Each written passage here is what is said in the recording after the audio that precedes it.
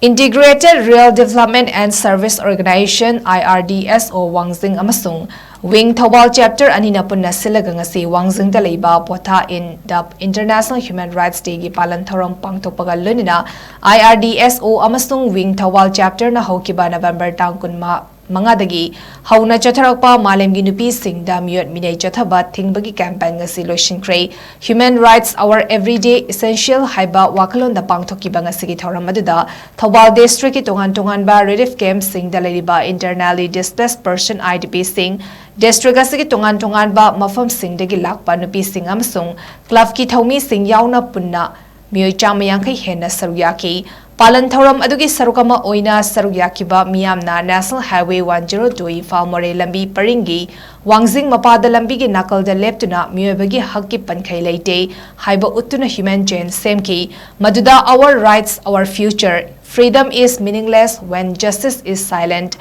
no excuse for violence against women and girls increase the women investigating officer, develop the women police station, respect rule of law, struggle but only for fair and honest. Manaba kunai ama semlesi, nupida chathaba hingsa kudakta lepu haiba na chingba, thaba poster kayasu paiki. Thoramadu pangthokpagi matangda IRDSO gi chief functionary amasung Wing Thoubal chapter gi convener Nonibala Narengbamna wafam kaya thambaga loinana nupida chathaba gender based balance ki matangda mahakna phongdokhibada nupana tauba thavak sing nupi su tauba ngami aduga women empowerment hairaga nupabu nupina namtharani havigi wakalon da leiriba si aranbani aduga gender da based tawraga thavak ki